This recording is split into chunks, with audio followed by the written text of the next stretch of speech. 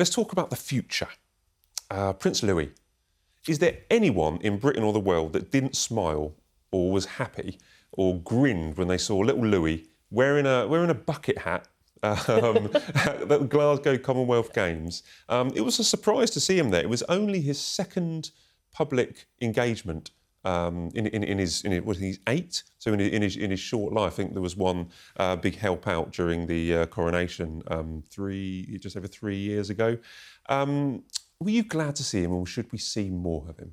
I thought he's so adorable. Honestly, he's the gift that keeps on giving, isn't he? I mean, my eyes, when I see the 3 children, I look at him to see what antics he's getting up to, and he's the cheeky chappy. You know, I think the nation have taken him to their hearts, and they just adore him. I just think it's lovely seeing the family together.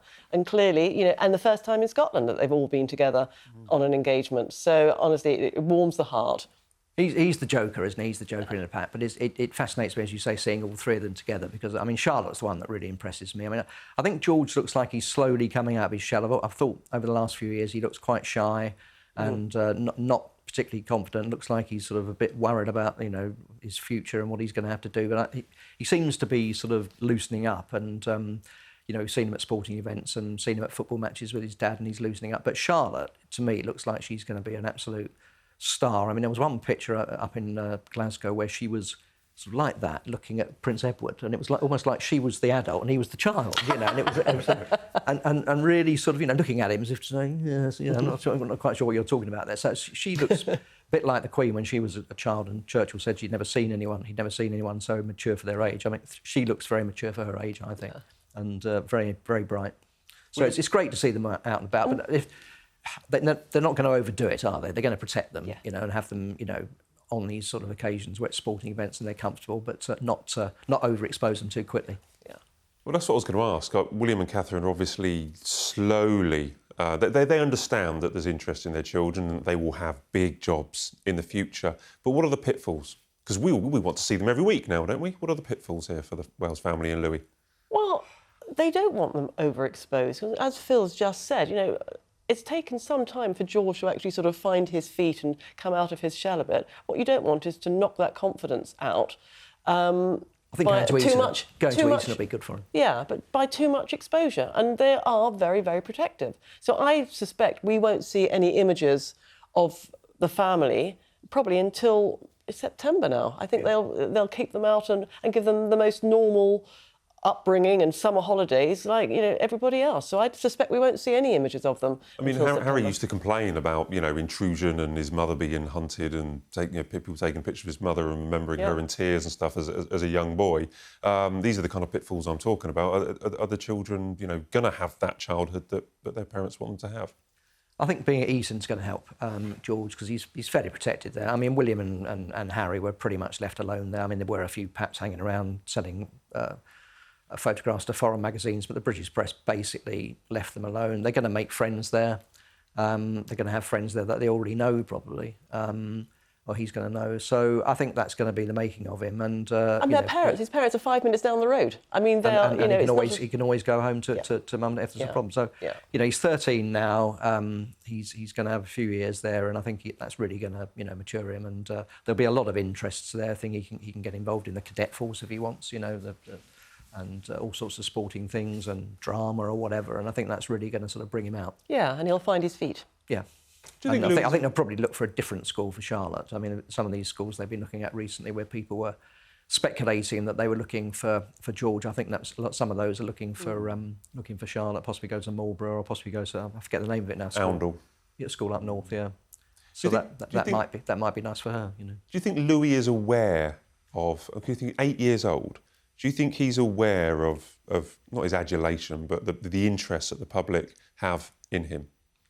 I think he's becoming. There must come an age where it suddenly hits them a bit like a ton of bricks. You know, who am I? You know, I'm this famous person for a reason. You know, it's worse for the heir to the throne, isn't it? You know, for George the number one. But I think, yes, I do, and I think, you know, I've got kids. You know, if someone is laughing at your jokes and when you're playing up, they're going to play to the crowd. So I suspect, you know, he's seeing all this attention. He thinks, well, I'll carry on, I'll crack on and carry on and do this. So I think he is aware of it. But there is a stage of, like, we just need to be wary they are children, and we need to let them... They're not there for our entertainment. You know, they've got important jobs in the future, but at the moment it's a family. But we do like seeing them, and it is nice. We did see a picture of a new member of the royal family this week. Doesn't have a name yet as time of filming, I believe. This might change in a couple of days. Princess Eugenie has given birth to a baby girl. It's her third child.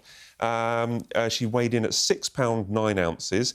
But the interesting thing here, Phil, is that she was born in a hospital in Lisbon, Portugal.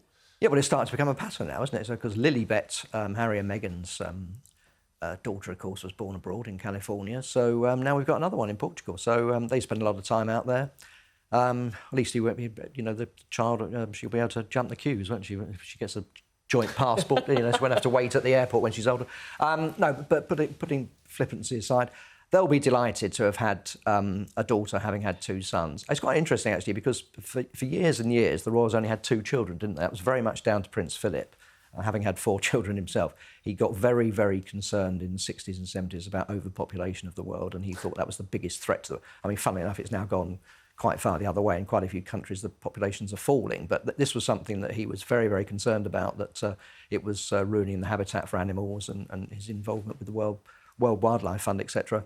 So he always encouraged his children. They only had 2 children. Princess Margaret's children only had 2 children, and that was the norm. And now it's all been completely broken, with William and Catherine having 3, Zara and Mike Tyndall having 3, and now Eugenie. So, but of course, it's we're all interested in the grandparents. When Andrew Mountbatten Windsor and the lesser spotted Sarah Ferguson are going to see the new arrival. Are they going to go out to Portugal? Are they going to bring her over here? It's watch this space. Well, there are implications, because the daughter is 15th in line of succession to the throne. Yeah. And you touched on it earlier, Phil, whether the king will one day strip Andrew. I mean, if he gets charged and goes to jail, then, I mean, look, you're going to have to. But will the king strip Andrew from his position 8th in line to the throne? What would be the implications for the rest of his family?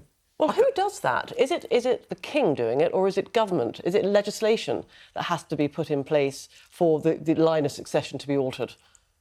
I think it has to go through legislation, because obviously you've got to consult other countries as well. Yeah. But I think it's got to come from him, hasn't it? If he, ultimately, if he doesn't want it to happen, it won't happen. But it's a big decision to make. I mean, I was astonished when I read this child will be 15th in line to the throne. I mean, because it means that Prince Edward's, he's going to go down one, isn't he? He'll be 16th. Then they've got his children, which means poor old Princess Anne's now down to hardest working member of the royal family. She's down to 19th now. I think it's 19th or 20th or something. So it's quite incredible how many children there are now, high up in the line of succession, and most of whom are never going to be working royals. Yeah. So it's quite strange. Could you see Andrew being removed from the line of succession one day? Yes, absolutely, I can, and I think that will clearly have a knock-on effect to Beatrice and Eugenie. But I think they will be as well. Yeah, I do.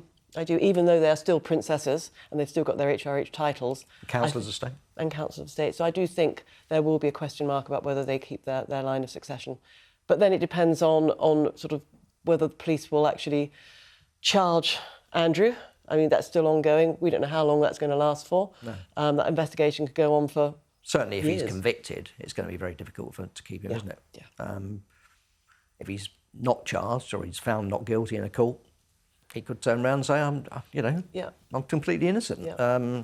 Which, of course, he's maintained throughout this whole process. What makes you say that, so unequivocally solid there, than when you said that you think Andrew will ultimately lose his line of succession? Because there's no way back for him. So really, what is the point of keeping him in the line of succession? He's never going to be monarch. He's never going to be a working member of the royal family again. This is where he is. So what is the point of him remaining in the line of succession? It's not a punishment, just a fact that there's no need for him. Yeah, absolutely. Well, then what's the point of the 15th? What's the point of Lady Louise and James Viscount? Well, that's a very good question. I can see that argument. I mean, some people say this online. Oh, you people are in favour of the monarchy, but you also want to strip him. Well, once you start doing that, you might as well take out Harry, because he's decided to leave. Take out his children, and then Peter Phillips has never been a working royal. Take it. I mean, before you know where you are, you could making an argument for taking virtually everyone out. And then the whole thing starts to collapse. So it is very difficult. I tend to veer towards the fact I think he might take Andrew out, but not Beatrice and Eugenie, because I think once you start taking them out, it does look like a bit of a domino effect. And He did you keep then their could York say, well, what's the titles, Phil, point didn't in... he? Sorry? He did keep their York titles, didn't he? He allowed them to keep their York titles. I think he'll just take him out, personally, but time will tell. Also, I think it will depend on the police investigation and what they uncover, and if they uncover any sort of further allegations involving the whole York family, then of course that might have consequences.